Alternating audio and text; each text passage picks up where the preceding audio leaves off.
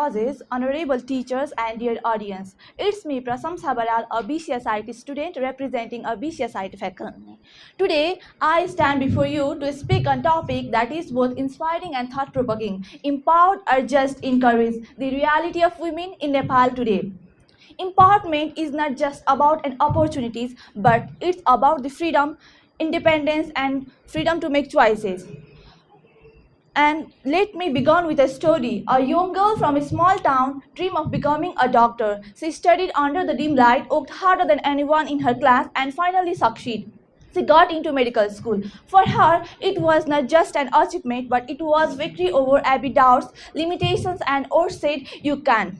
But the reality interrupted. Her family said, enough studying, it's time to get married. Her dream was failed, it was taken away. But I want to ask, wasn't she capable for it? Wasn't she deserving? Or was she a simply woman?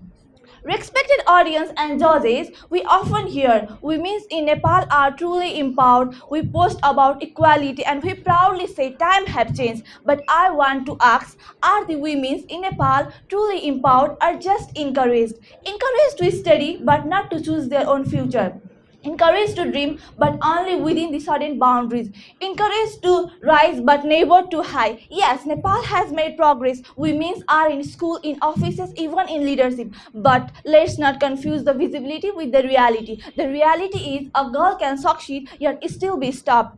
A woman can earn yet still not decide. A daughter can speak yet still be heard. This is not the empowerment, but it's the control hidden behind the encouragement. And what about the safety? Can a girl in Nepal walk freely at midnight without any fear? Can she live independently without being judged? If the answer is no, the empowerment is still incomplete. But I want to say this is not the women's issue, but this is our society's reflection. When a girl dream is forced to end, a part of our nation's future ends with it. And the real empowerment is not just about an opportunities, but it's about the freedom. Freedom to choose, freedom to rise, and freedom to fail again. So today, I don't just ask you the questions, but I leave you with the challenge. Let's stop limiting women with the encouragement and start liberating them with the equality.